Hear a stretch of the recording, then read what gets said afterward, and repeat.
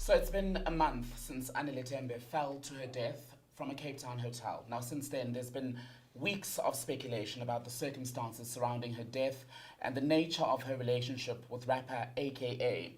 Some have questioned whether it was an abusive relationship, whether he's told the truth about what he knows to have happened in those hours leading up to her passing in Cape Town. Today, we speak to the man himself from his home in Johannesburg to get his version of events. Keenan, good evening.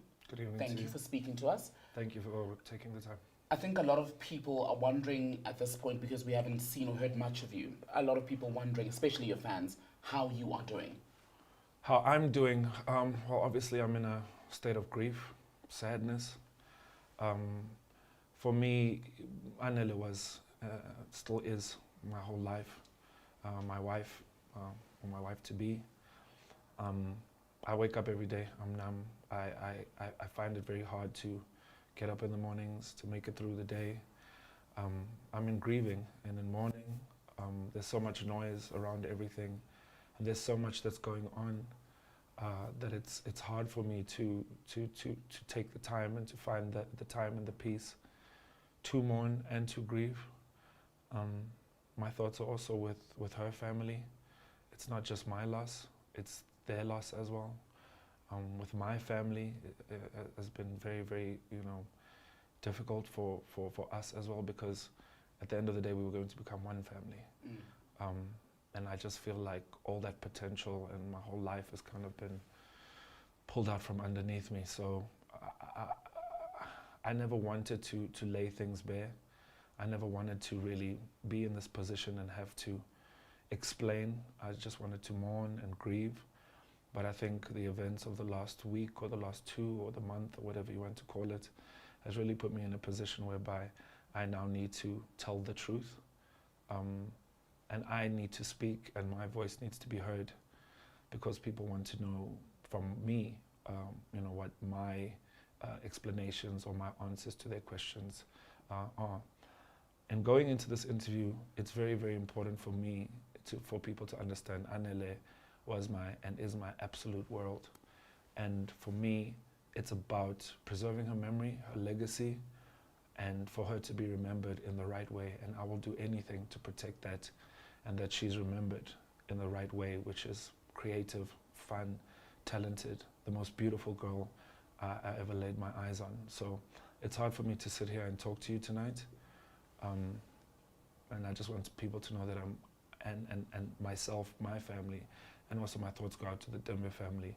We are grieving, we are hurt, we are in a place, I'm in a place that I've never been in before. It just feels so desperate for me. Yeah. And let's talk about that day. It was the 11th of April in Cape Town when a lot of us started to see the news on social media. People started tweeting saying something has happened outside a hotel. And then came the tweets that said, AKA's fiance is thought to have jumped from a hotel. Yeah. Where were you as all of that was happening on that day? Well, I think it's important to tell the story of the whole day. I had gone to Cape Town with her. We had work. She had accompanied me to many of my work engagements. So it was a great day. We went down to Cape Town. Now that I think about it, we had the best time. Myself and Anele always had the best time. She was full of life, laughter. We went to the V&A in the day. We had lunch with our friends. We went shopping. We went back to the hotel. She got dressed. She looked beautiful as always. And then we went to work. This is on the Saturday, This is on the Saturday night, a Friday, if I recall correctly. And we went to work. We came back round about 11:30 side. Obviously, it's curfew. We came back with some friends, and then the friends left. And then prior to that, week of us going down to Cape Town, myself and Anele had been having a particularly difficult week in our relationship. Lots of disagreements, arguments, and so forth. But we felt that, we had been, kind of given some sort of reprieve. It was a good day. So we took it upon ourselves to say, all right, well, now we're together, there's nobody around, change of scenery. Let's begin, talking about our relationship, because we had, just become husband and wife. I had just paid lobola, I think 2 weeks previously. So we were looking at our lives through that lens. How can we fix our problems? How can we go forward? And how can we build on the issues, or build past the issues that we have in our relationship? What were the issues? Before I get to that. So we sat down, we spoke, and naturally we started disagreeing again. Arguments, and things, got more heated, to the point of it was, the early hours of the morning. So at one point, when things really kind of started to take a turn for things, I decided it would be best that I remove myself from the situation. So I decided, you know what, I'm going to, gather my belongings, I'm going to leave the room, book myself into another room, and hopefully things will simmer down. Got to a point where we argued more, and she, one the thing that really breaks my heart, and I still, I have a ring, with me. It's really the only thing that I have of hers, of her belongings, and she took it off, and she kind of threw it at me, and we said, very mean things to each other. And so I left the room, came back to the room because I had taken her phone. And obviously, we continued to argue. And then things took a turn for the worst when, we had gotten to the point in the argument where Anele had kind of threatened to kill herself, or to, jump off the balcony. She didn't say in those words though. And I had called reception for security, and I kind of tried to remove myself from the situation again, and I think maybe out of panic, I didn't want to be there or kind of feel that this was going to happen. I kind of wanted to remove myself from it, so I went to the bathroom, and when I when I came out of the bathroom, she wasn't in the room. So she wasn't in the room, and so then I look around the room and she's not there, and I go to the balcony and I look over the balcony and I look down to the street, and that's where she was. So you were in the hotel room, but not where she was at the time that she said to have jumped? The events are blurry because I didn't really lay eyes on her from the time I made the call to security. I kind of, the phone was over here and the balcony is over that side, so when I made the call, I kind of just tried to get out of the situation. I don't know whether it was during the time I was on the phone that she had jumped, or whether it was when I was in the bathroom, or whatever the sequence of events are, but that's how I remember it. So it must have been a disagreement that lasted several hours then, because you said you came back from work, which you were gigging in Cape Town. Yeah. So you get back to the hotel, you start to talk about these issues that I'd like us to get into at some point. Mm. From then to when she eventually, as we're hearing now, jumps from the balcony, which was like daylight hours. Yes. Were you with her all the time, except for that brief time where, of course, you went back to the other room that you'd secured? No, I was in the room. The last time I remember seeing her was when she had walked past me from the door towards the balcony, saying she is going to jump off the balcony, she's going to kill herself, at which point I called reception for security to come up, because in my mind I'm thinking, well, I must be the reason that, she's in this state, or she's very, very upset. So I need some assistance. I need to call downstairs and see if somebody can come intervene. And I put the phone down. I went to the bathroom just to kind of take a breather, and when I came back, she was gone. Where was the help then, between when you go to the bathroom and when you make this grim discovery? Did anyone actually come from the hotel? No, nobody came. And a lot has been said about the nature of the relationship, right? A lot of people were seeing in the last week or so videos of other disagreements that you've had, a lot of it seeming to be quite in the extreme as far as disagreements go. What were the issues that you were trying to iron out in Cape Town? I think as a couple, we did have a very tumultuous relationship. I put that down to being about passion. We're both very passionate people. We passionately loved each other very, very, very, very much. That is why we wanted to build our whole lives together. But I think passion goes both ways in this case. Disagreements that we had could be quite intense. And on that day when we were speaking, it was about a variety of issues in our relationship. Issues that I don't feel I really want to lay bare because Anele is not here to speak for herself. Anele is not here to give her side of the story. But what I can tell you is it was like any other relationship in which there were problems and issues and insecurities and just things that people, you know, especially with our life, me being in the public eye, that, you know, were going on in our relationship. And there was a lot of passion. And speaking to the images of the last week, I understand what it looks like. I understand that I need to own that. I understand that I could imagine, I regret it, and I can only imagine how I must have frightened her, how scared she must have been. And it's not something that I'm proud of. And it's something that I need to own. And if I could redo it or get to that point again or go back in time, which is what I keep saying to myself about a lot of things when somebody passes like this. I keep thinking, could I have done something different? Could I have done better? Could I have done this or could I have done that? And that kind of torments me every single day. But I know that what I am not is an abuser. I am not somebody who would abuse Anele because I treated her like gold. She was my everything and still remains my everything. I would wake up every single day thinking, how happy could I make this person today? That was my mission. And that for me is why I'm so heartbroken, why I'm so completely shattered, is because that big part, that piece, that center of my life is gone. So I understand how it looks, but I want people to know that I loved her with all my heart. And that is why she said yes to marrying me. That is why her family said yes to me paying lobola for her. And that is why ultimately we wanted to build the rest of our lives together.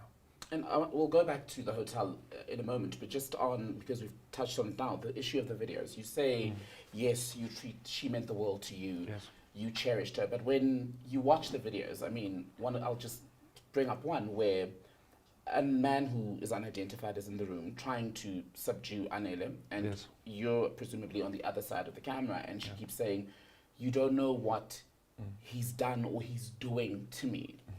Now, to those of us looking in from the outside, those don't sound like the words of a woman who was well taken care of and always felt loved. I can understand how that looks, and I can understand why people would think that way. Just to give some context into that day of that video. We had come from a work in Pretoria. We had come back from a show. And that night, Anele had actually tried to, we'll get through it in this interview, I'm sure. Anele had tried to jump out of the car while it was moving, for instance, that night. And we had more disagreements, and when she says, you don't know what he's doing to me, I cannot speak to that because, like I said, she's not here. And I can only wonder what she was talking about, what she was referring to. But what I do know is that I loved her and I did everything I could to take care of her, and I cherished her. You know, myself and her father had a great relationship. Me and him used to talk all the time about the issues in our relationship. My mother at some point was very vocal with Anele. So we had also not just lived our relationship in this little bubble between each other. We had also spread it around in our family, and whenever there was conflict, we had tried to resolve it through our family as well. Interesting that you mention an incident where you say she tried to jump out of a car. I'm assuming this was a moving car. Yeah. And again in Cape Town, she then said she threatened to jump off the balcony, which at this point is what is said to have happened. Mm.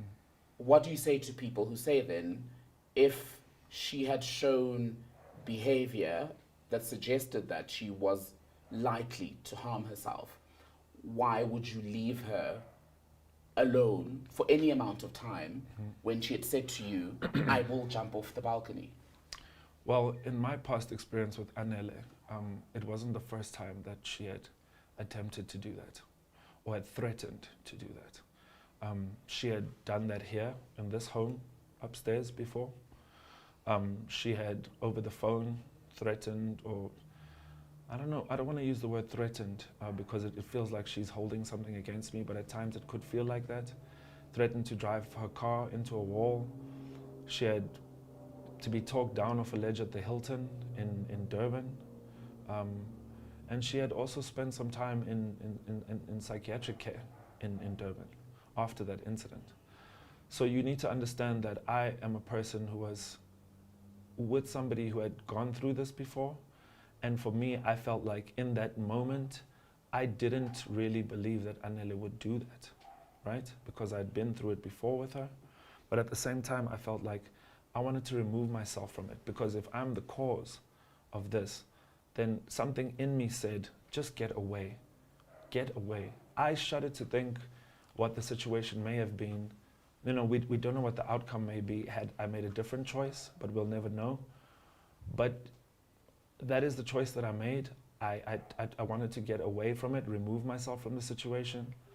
And in my mind, I thought I was going to come out of that bathroom and she'd still be there. Do you regret leaving her alone for those? I regret many things, not just that. And in the hours that after it happened, I thought about not just that night, but I thought about my entire relationship with her since the very start of when I knew her. Could I have done this? Could I have helped her like this? Could I have taken her disposition a bit more seriously? You know, her medication. Should I have been more pushy with her taking her medication? Should I have paid more attention to the way I spoke to her? Things like the video of the door, for instance. You know, your mind casts back to those types of things and thinks, what could I have done for a different outcome?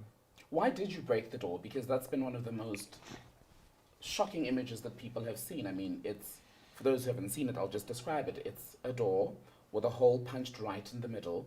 According to what's in the papers, she had gone into the room, Yep. locked herself in Yep. to get away from you in this very house, I assume. Yes. Because you had again had some sort of altercation, some sort of disagreement that escalated quite quickly. Yes.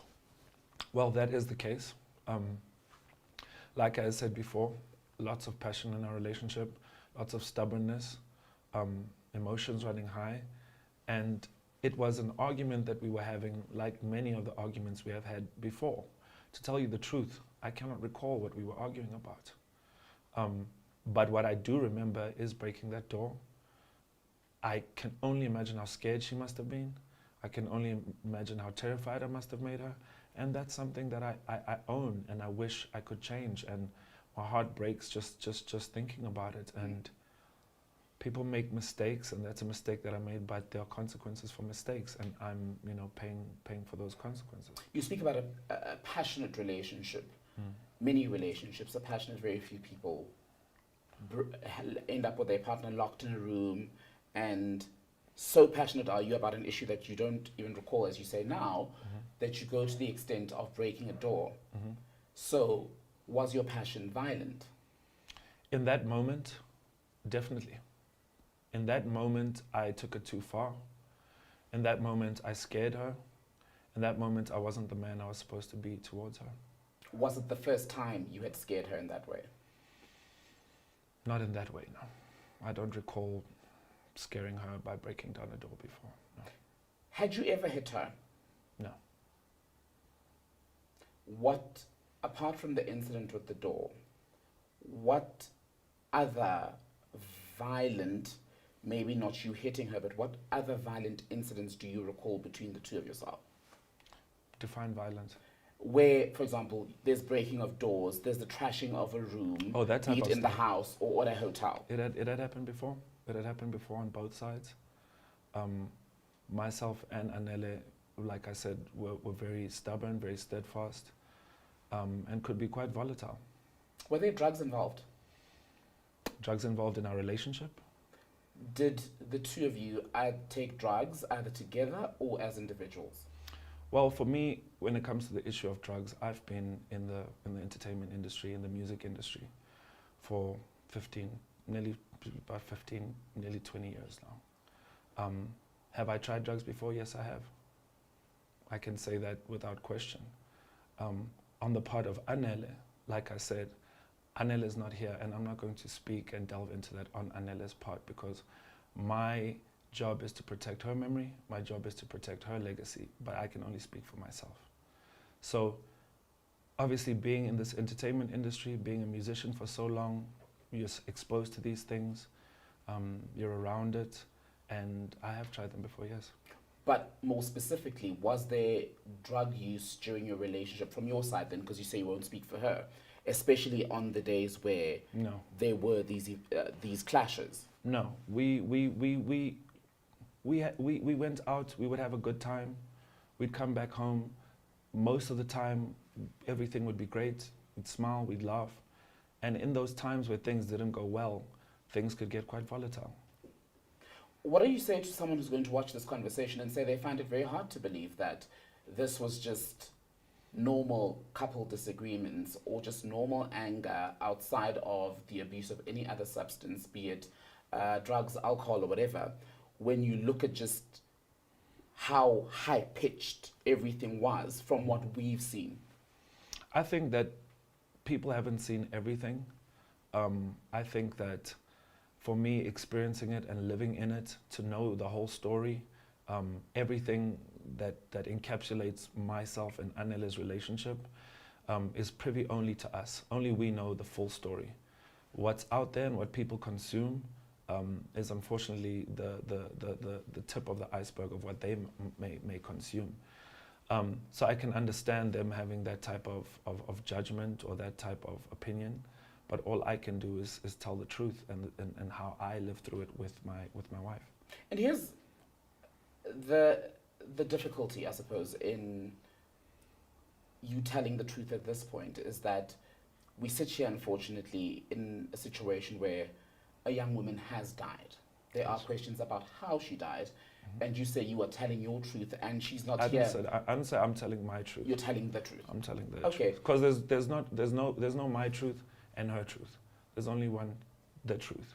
Yeah. And the issue I'm saying with that is, for those of us who weren't part of your relationship, is we don't know if this is the ultimate truth, precisely because she's not here to either corroborate or refute what you're saying. Yeah. Yeah, she's not here. So, like I said, we're having a conversation today, and you're posing me the questions that a lot of people want to know. And I never wanted to be in this situation where I have to lay these things bare. I am grieving, I'm hurting, I'm mourning. Worse than I can't do anything. I can't perform. I can't work. I can't do anything. Now I'm saying that because I cannot function. I cannot function as a person without Anele. Anele was such a big part of me, of my existence, that I am still trying to come to terms with what my life is like without her. And that is really where I am. So in amongst all of this noise, I found it that I need to sit down now, and it's been a month. And if it were up to me, I would take as much time as I can to grieve, or to give the family time to grieve. But that isn't the case because I'm a public figure. So I have to speak, and I have to answer questions, and that's what I'm trying to do to the best of my ability. I wish Anele was here, but she's not. And you say, Keen, that you loved Anele, that you guys had a passionate relationship, to use your word.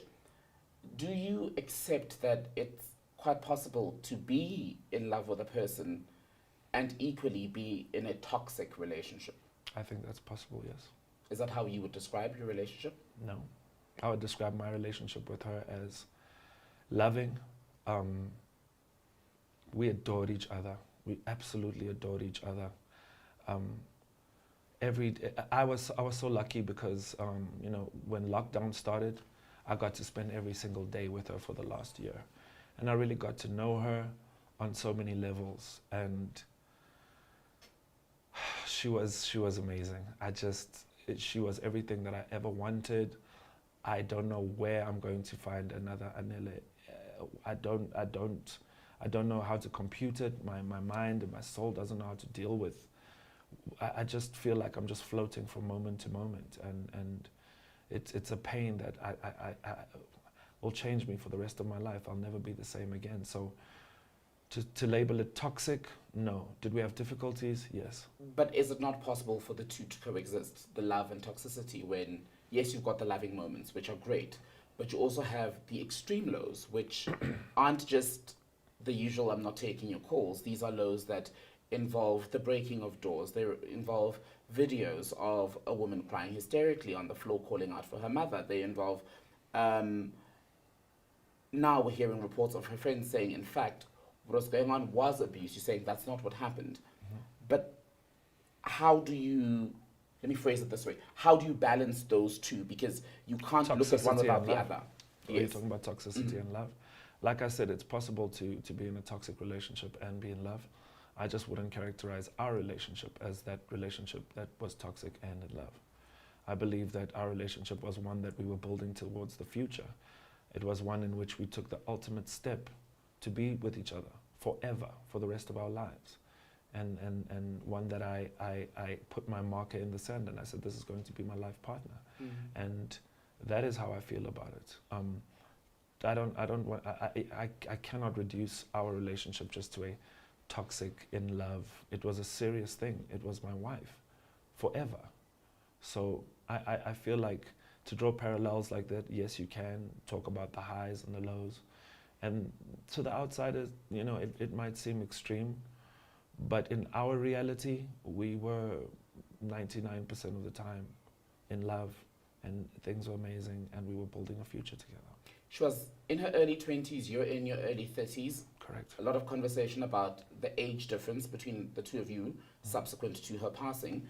Did that play a role in your differences in particular?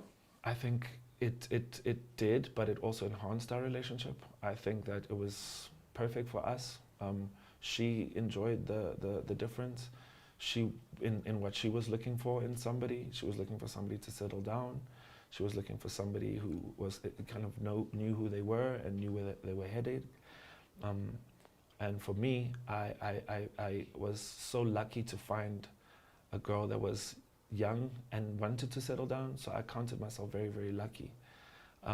But the age difference also had its shortcomings in, not just her, but me as well, in terms of patience, in terms of communication, understanding, love language, expressing each other. Sometimes we didn't get each other. So obviously those issues were there. You've alluded to her struggles to a degree with issues around mental health, right? Where you say she was on medication. Yeah. I don't want to misquote you here. Was there anything similar on your end? In terms of being under medication? Mental health wise, do you have issues that you're dealing with? I either depressed, either bipolar, that sort of thing? No, I don't have any diagnosis. I haven't been diagnosed with any mental illness. But then again, maybe there are people walking around who have these conditions and don't know them yet. I have sought, obviously, the help of a psychologist, and I've been doing therapy sessions. She says, I need to go on medication. I need to go on antidepressants now, is a suggestion that she's making. But as far as while myself and Anele were in a relationship, I was never diagnosed with anything or taking medication for any mental kind of diagnosis or situation.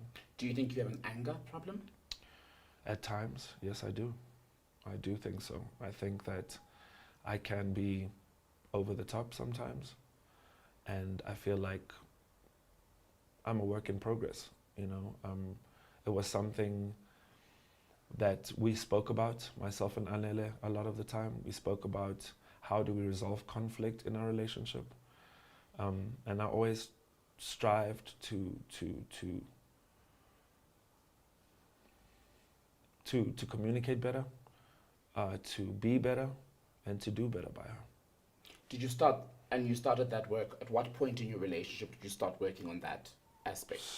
Maybe a few months into our relationship, we really, because we knew, we could see where this was going, and we really felt special about each other. And we really knew this could be my husband or this could be my wife. We knew pretty early. So we kind of started taking a very serious view of our relationship very early, and started trying to mold each other into where we ultimately wanted to go in life. But why decide to marry when there was already these very serious signs of things that had to be worked on by your version on both sides? Why not marry? Because when I don't want to sound romantic, but for me, I had found the one, and she had found the one, and we viewed it as, well, we've got issues, but we are going to work through them, because that's what married people do. That's what people who are not married do. We work through our issues. We sought the help of our parents. We were actually due for counseling, for marriage counseling, in the coming week after this had happened. So the steps were there for us to try and resolve our differences. We had sought spiritual guidance from pastor.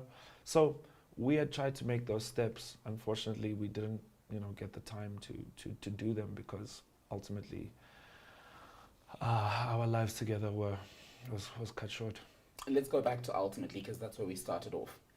The morning of what had been these hours of disagreement, and when you ultimately go again, just to recap, go into the bathroom, you come back and she's no longer in the room, you look down and you then see her lying on the side of the road, at least from the pictures that we saw is where she was. Yeah. What goes through your mind in that moment?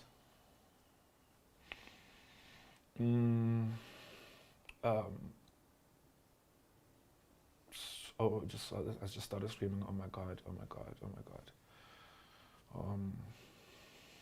It's something that's ingrained in my mind forever.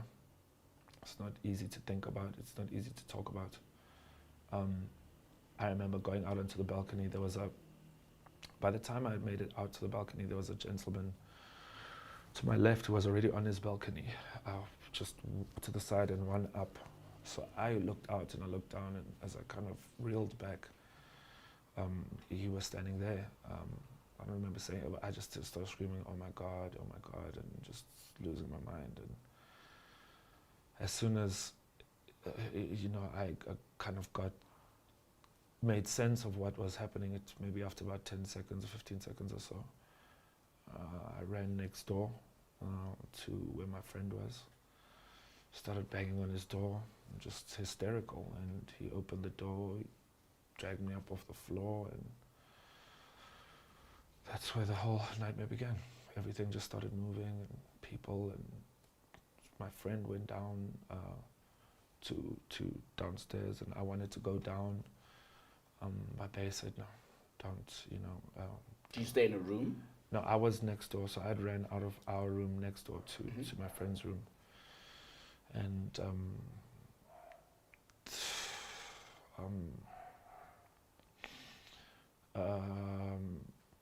they had said she was still alive. So that made me go even crazier, because I had seen her. So I started thinking, there's no way. We were staying on the 10th floor. There's no way she could have survived that. Why are you telling me this? Like, you're only messing with me. Don't tell me something like that, And then I stayed in the room, and then they kept me up there, and then at some point, my friend came up, and I could just see, and he just looked at me, he just shook his head like this, and I just broke down, and that's what happened. And was it your friend who was then updating you on her being alive at the time when people got to her? One of them had gone down to the scene and had come back up and said, the paramedics are working on her and she's still alive. And it even made me even more crazy, because how could she survive that? And now you're kind of giving me this hope, So in that moment, I'm just totally disorientated. So now when he goes back downstairs, now my head is thinking, oh, please make it, please, can she be alive, please? But I knew in my heart I'd seen it, and in that brief moment that I'd looked over, and it just was so horrifying for me. And just to see her like that, it was, I don't have the words to describe it. And then he came back up and he told me, he shook his head, and that's when I knew she was gone. Do you remember who, outside of your friends who were at the hotel at the time, who you called first? I must have. The first person I called when everything had settled down, I think I must have got on the phone for the first time. I must have spoken to my father, or my mother. No, I didn't speak to my mother. I spoke to my father. They had probably called and said, because my father lives in Cape Town. So at the time, remember, I couldn't find my phone. Remember? I had said, I'd come back into the room to look for my phone. Mm-hmm. So I couldn't find my phone. And so therefore, when I went into the other room, I still didn't know where my phone was. So I don't remember even having my phone. I remember just somebody passing me a phone and saying, your dad wants to speak to you. And Anele's family, how did they find out that she had died? I think my father had called her father. I think he went out into the corridor, because I had said to him, you need to tell, somebody needs to tell, and I thought that was the right thing. He would have to call. I've never spoken to my father about that call, but I believe it was him. So he came to the hotel, your father? My father came to the hotel, yes. And what was the conversation between you and Anele's family the first time you were able to speak directly, and how soon after her death was that? Well, after I'd gone to the police station, the detectives had come in and to ask me questions and taken pictures of I had to take my shirt off, and they were taking pictures of my hands to see if there were any marks or under my fingernails, stuff like that they had to do. And then they took me to the station late at night and they made me strip and looked, and they did all of that stuff. I went to a different place to stay. Obviously my family had flown in by then. And my friends, and they had arranged for us to stay at a different place. So when I got to that different place, the next day her family was flying in from Durban. So this is Sunday night, so Monday, two of her uncles, her sister, I think two of her sisters, came they had to identify her body. And after doing that, my father, I think, was there as well. They did that, and then they came to where we were staying.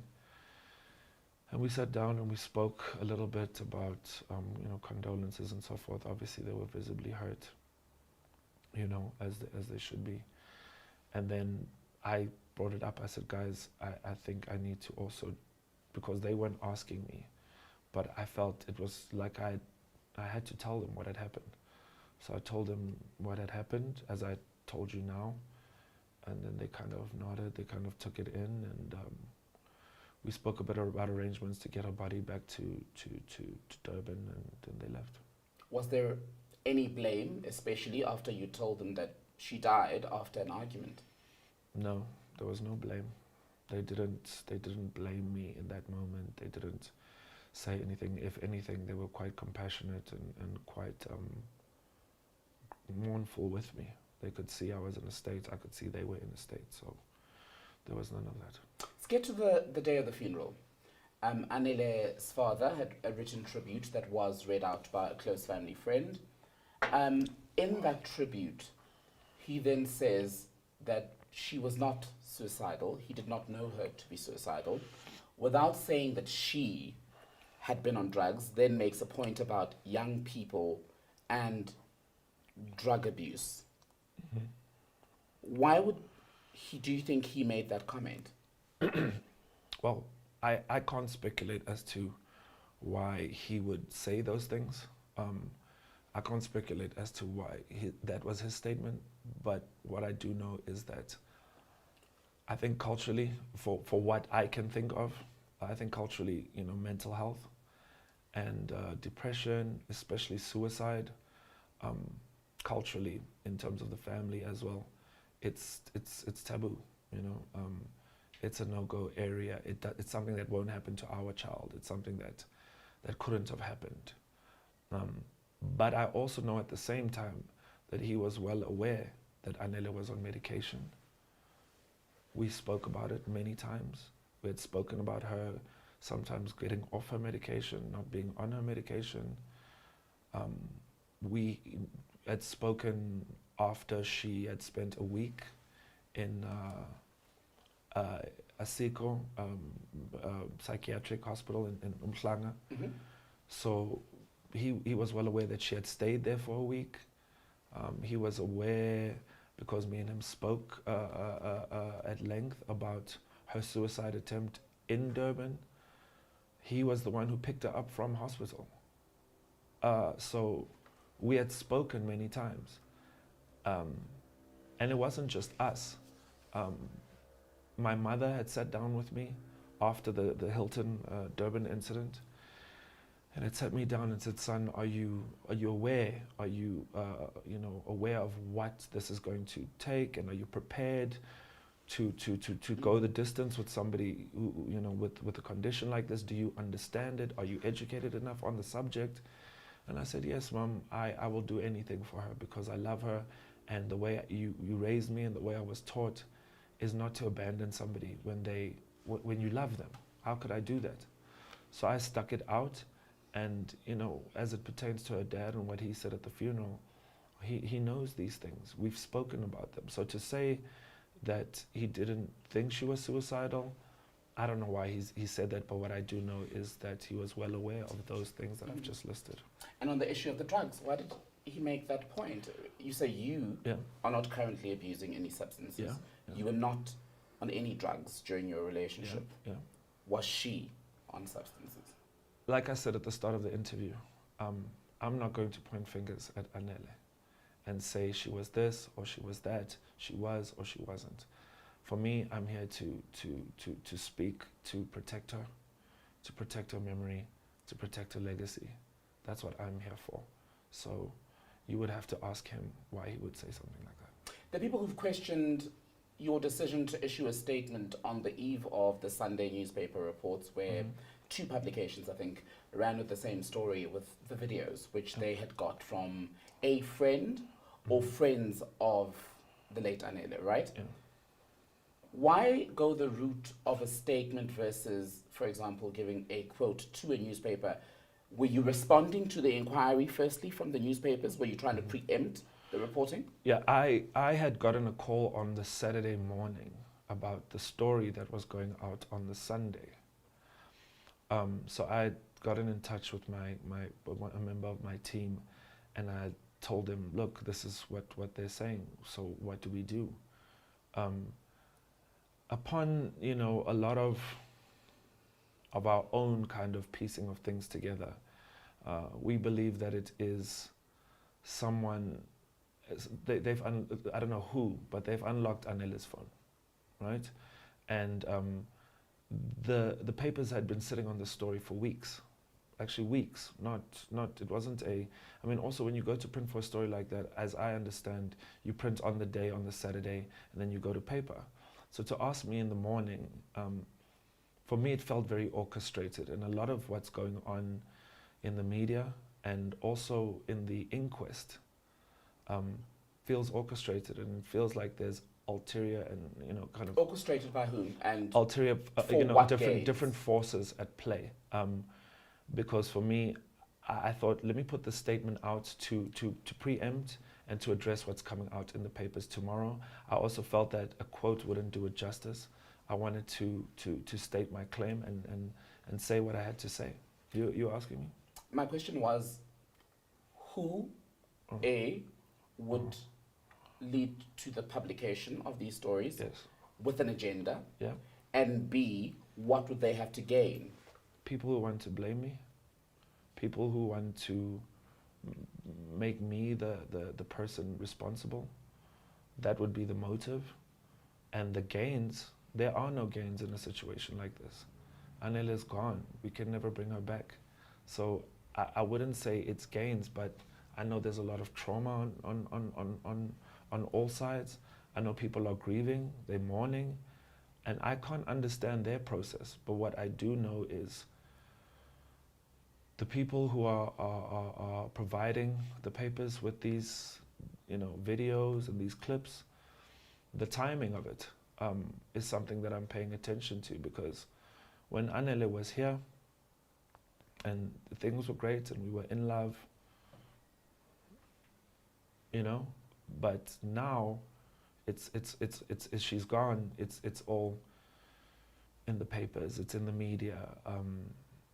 My character is being brought into question. So I just question the timing of it, and also the timing, of the videos, and I question the sources as well. So, but do you at the very least understand why there'd be some anger directed at you, be it from I totally her friends understand. and family, given precisely the fact that, yes, these are snippets into your relationship, but these are things that did happen. So when people are trying to make sense, especially of someone who, as we're saying, took their own life, they will try to look at the factors that may have contributed to that. And some would say, in fact, you were a part of that. Maybe not entirely, but you may have been part of pushing her over the edge.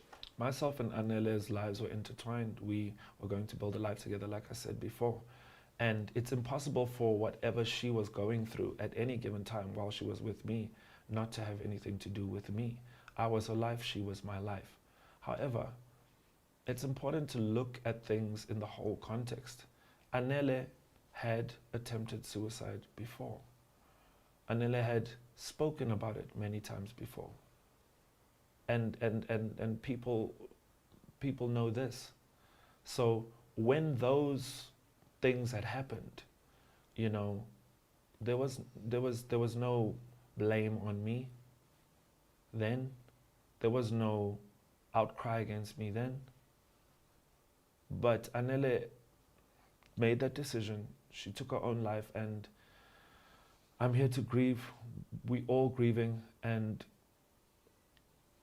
however they want to express their anger is not up to me to dictate.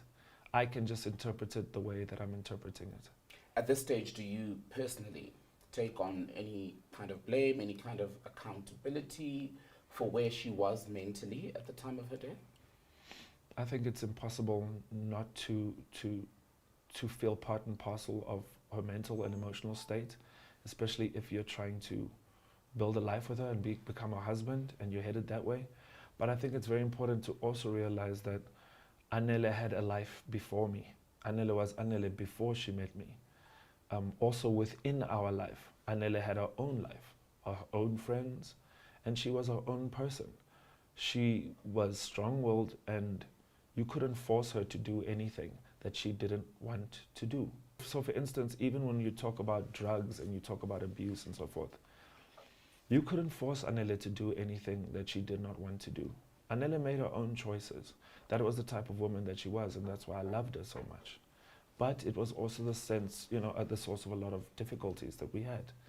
So to say that I'm responsible, I wouldn't use the word responsible, but I would definitely say that wherever she was at that point in her life, my life and hers were intertwined, yes. I think it's worth saying, though, that you make the point about how she was strong-willed, she was stubborn, she made her own decisions, but the nature of abuse, even over and above your situation, is that even the strongest women can be abused despite being strong. So I think that's worth saying. But another thing that you said is that you think someone has now managed to get into her phone, and that's how the videos are now circulating. Yeah.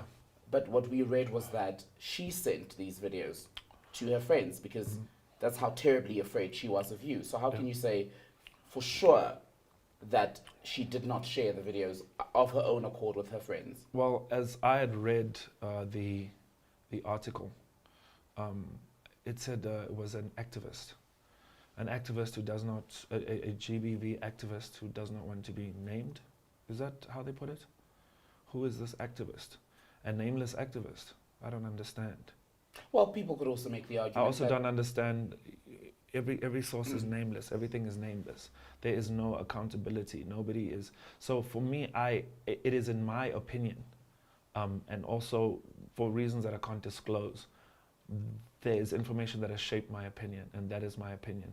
My opinion is that it is not a friend who has decided to step forward all of a sudden. What is that information that has shaped your opinion? I can't disclose that information. Do you believe it is her family that's behind what's going on?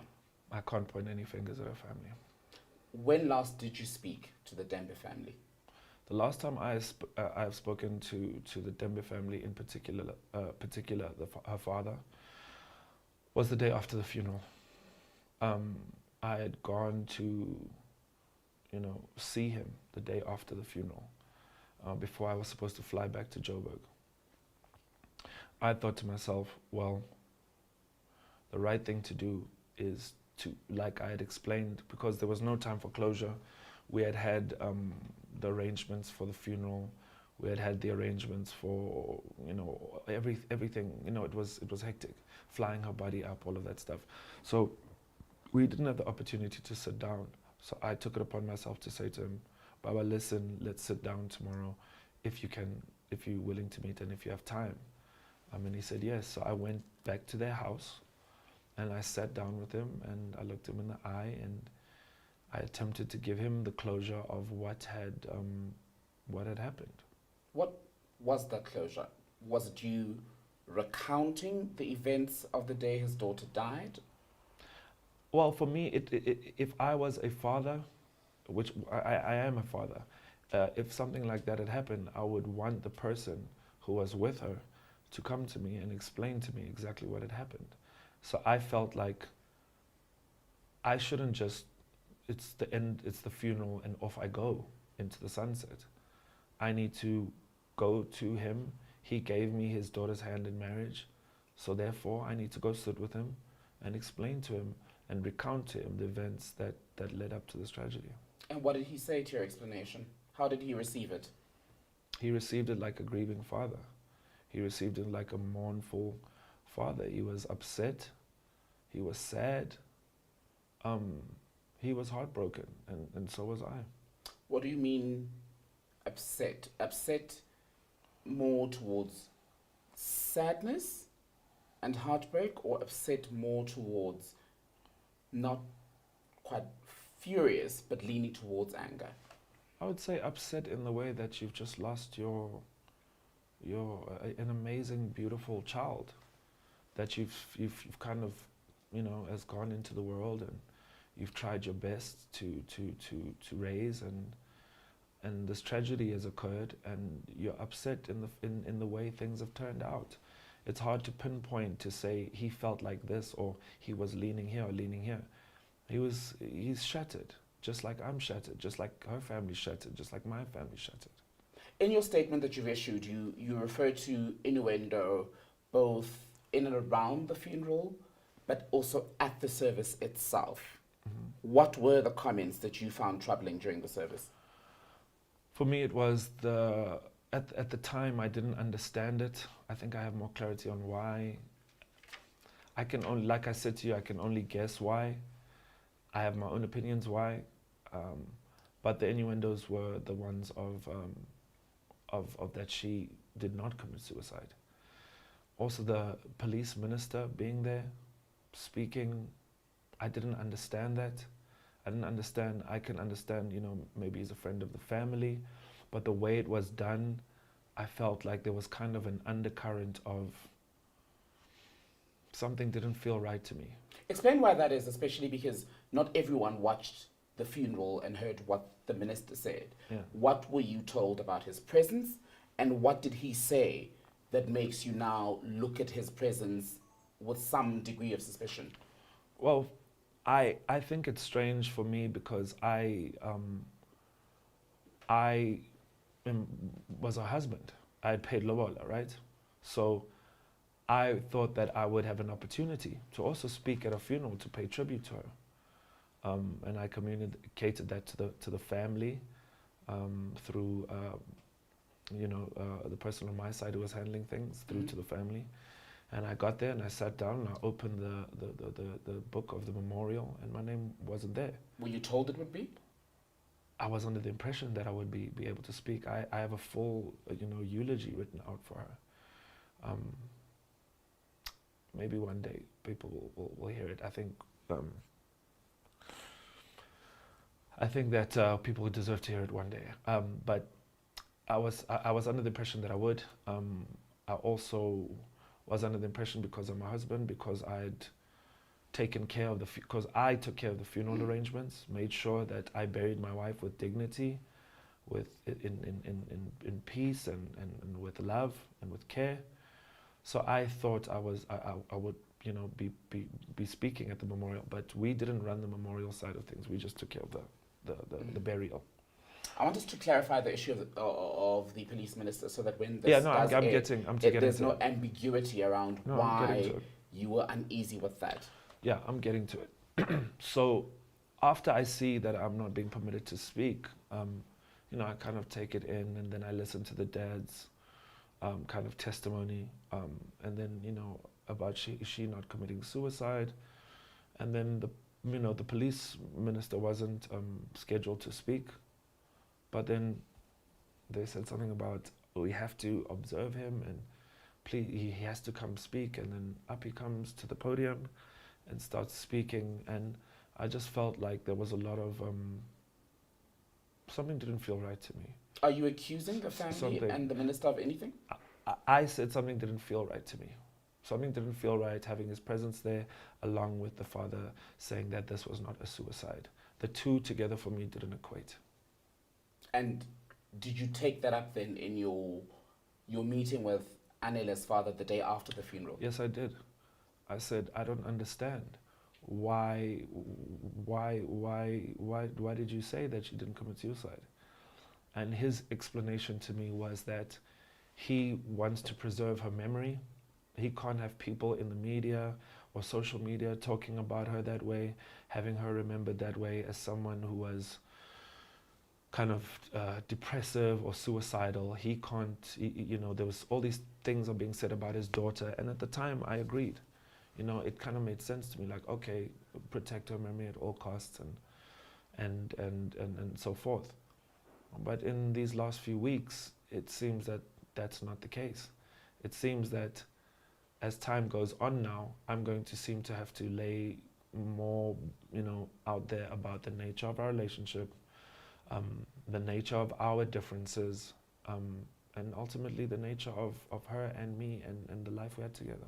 But how does that link to what happened at the funeral? You now needing to speak and reveal more about your relationship? I also feel that linking to the funeral, we're talking about the minister, right? And we're talking about the innuendos, because that's where the genesis of this question was, right? It's also in the fact that there are certain things which don't sit right with myself and my legal representatives. We asking the questions, for instance, like, what type of inquest is it when, obviously there's a trial by media, obviously there's going to be a trial by media, but also, for instance, Uzinhle being interviewed, detectives flying up from Cape Town to interview Zinhle. Why? What is the direction of this inquest? Am I a suspect? And also at the same time, as far as I remember, I'm a husband. Mm-hmm. Why am I not being updated on the status of the inquest? Why is it just that side of the family that's being updated? So these are kind of inconsistencies that we kind of are kind of perched up, and we think, well, hold on a minute, that doesn't quite sit right. How do the newspapers know certain information? How do the papers know I was interviewed 3 times? How? What were you told when you were interviewed 3 times? How do the newspapers know that Zinhle was interviewed by a detective? How do they know that? Those are the questions that we're asking. So when you ask about innuendo, and you ask about him saying that there was no suicide, and you ask about why I felt something wasn't right about the minister being there, that's what I'm talking about. Are you suggesting that the police are out to get you? I'm not suggesting that the police are out to get me. I'm requesting clarity on what is the status of this inquest. I mean, I think a week ago or 2 weeks ago, there was a quote from the minister with a reporter had asked him about this case, and he had kind of given a kind of a non-committed answer. So I also need to know, I also need to be updated with the status of autopsy, with the status of the inquest. Why are these people being interviewed? And what am I in the eyes of this inquest? And now having the media involved in it, obviously I'm going to start thinking, well, is this going to possibly affect the inquest that they're having? It's a natural thought to have. But sadly, in the profession that you're in, Mm-hmm. anything around your life, I mean, your other breakups, for example, got media attention. So Right. it'll no doubt get even more coverage now where your fiance, your wife actually, because you're Yep. paid Lobola, has now died, Mm-hmm. and we're seeing all of these allegations being made against you. So that will, without a doubt, I make can- headlines. Do you accept that? I accept that and I understand that 100%. So I want to go back to the statements and the interviewing of Zinhle, who is your ex and the mother of your child. What Yes. was she told when the police contacted her and ultimately got a statement? Why did they say they wanted to speak with her? They say I haven't spoken at length with her. Most of the communication was done between the detective and her lawyers. But from, speaking to my legal representative, it was along the lines of, has he ever been abusive towards you? Has he ever hit you? Stuff like that. And she said no. Have you taken up your questions directly with the police? I know you've got. I'm in the process of, how do you say this? I'm in the process of asking some questions through my legal representatives. We're not accusing the police of anything. We just want clarity. We want to know where we stand. And I want to know where I stand, because I need to be updated. I've lost as well. I've lost the love of my life. I also want to know what's going on with my own life. To whom are you asking the questions? To the minister? To the prosecution, if there is to the people who prosecute the cases,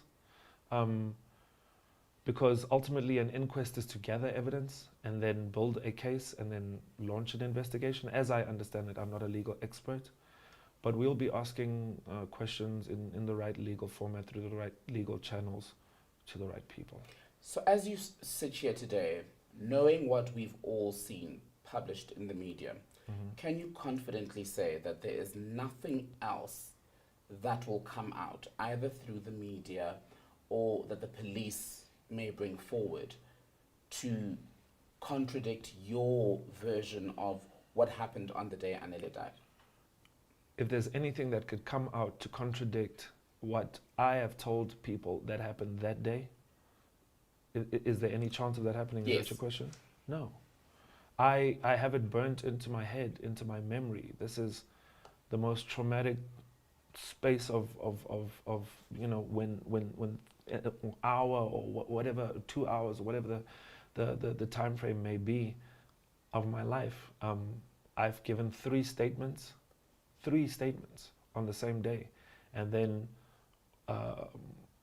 I've actually given statements on paper. I've had to recount the story many times.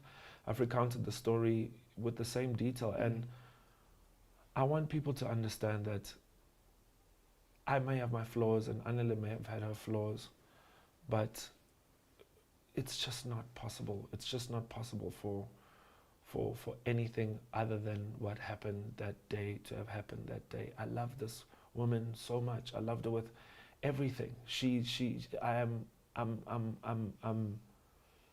I don't have the words. I wish I had a time machine. I wish I could go back. I wish I could change things. but I can't, and it doesn't feel real to me. Nothing feels real to me anymore. I'm just floating around, just moment to moment. And no, it's So just, there's there's no nothing. reason as we sit here today for the police to either take you in for questioning or any other reason. I will cooperate with the police as much as needed, as I have before. But I do want some clarity on what is going on with the inquest, what is going on, where are we standing, because nobody's giving, because you must remember, my family has lost. They don't want to see their son go through this. They don't want to see this happen to anybody's daughter. So we are on our side, the Forbes family is sitting, and we're not getting any information. We don't know what the status is. We're just kind of being led along through the media, through at the mercy of other people. Let's talk about you then as we end, talk about the personal implications. So whether you are named as a suspect or not in this matter, the reality is it is bound to have some sort of effect on your work as a performer and entertainer. I know you performed in Bloemfontein recently. You've pulled out of Joburg Day for legal reasons while you go through everything that you're dealing with. Well, for me, it's not legal reasons. For me, I've pulled out because I need to focus all my efforts on trying to find some sort of moment of peace in all the chaos. You know, I kind of need to find the eye of the storm. And I can't be functioning. I can't be a functioning performer. I can't be a functioning musician, recording, writing, all of that stuff. For me, I need to step away from that. And I also think on the festival side, they understand that. And they also understand the outcry and the pressure on them. How are you finding that peace? You mentioned therapy. What else are you doing? I'm trying to pray more. I'm really trying to pray more. For me, I'm finding it difficult. I'm angry. I find myself a bit angry at God for giving me everything. So my faith is being tested. I feel like He gave me everything, and then I gave it to me for 2 weeks, and then just it's gone. Sometimes I feel angry at Anele for leaving me here. I feel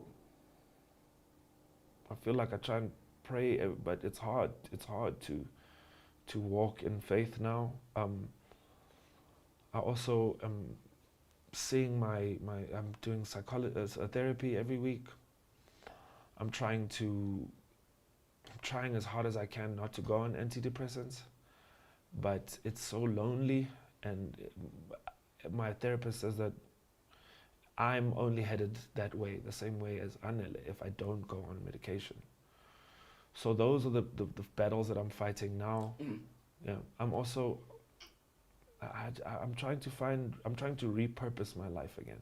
When do you think you'll be able to get to a point where you can again stand in front of a crowd of thousands? Well, that's not really going to happen now with COVID, not at least until we're vaccinated. But as a performer, when do you think you will be able to get back to that level where you're ready to hit the stage and do your work?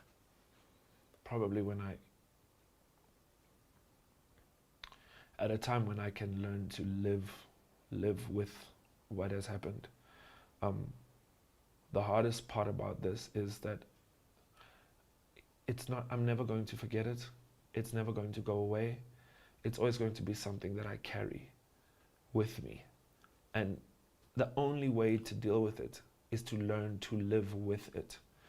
And being indoors and hiding away and not living your life, that's not living with it. So it can only be when I learn to live with it, and I have no idea when that is going to be. Just finally, before we go, not without going too far back and forth, on the media articles and police, so there's been no police contact with you since the publication of those articles, right?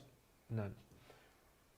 There are people who are going to watch this interview when it airs, who are going to say, doesn't matter what you've said over the course of this discussion, this interview, they still don't believe you.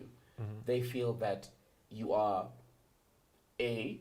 guilty of domestic violence or even emotional abuse during your relationship with Anele. Some will say they don't believe that you've been entirely truthful about what happened on the 11th of April in Cape Town in that hotel room. What do you say? Well, to them, I say that we have to trust the process. We have to trust in the inquest. We have to trust in the detectives and for the law to take its course. That's all we can really do. I really have no other option than that. Is for the truth to come out, and the truth is going to take some time. But I would rather it be detectives who are dedicated, which they are, people who have many years experience on the job and who are thorough and will treat this incident with the respect that it deserves. And I just need to stay strong and get through that.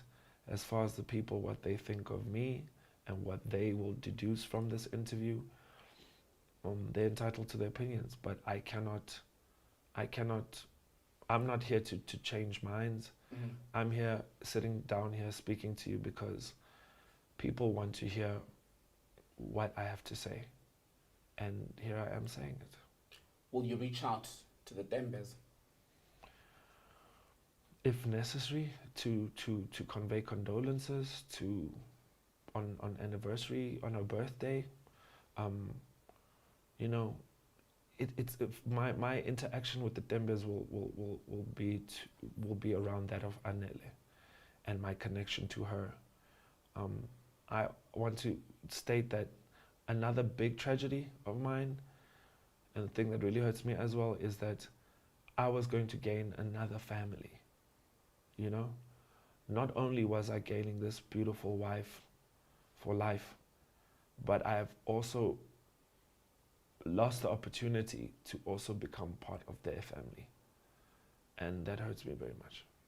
Given that desire, then, don't you think you guys are due for some sort of conversation, especially with what everyone else is reporting and saying about your relationship? I think time will tell. I think give the Tembe family, the Forbes family time to grieve, give us time to mourn.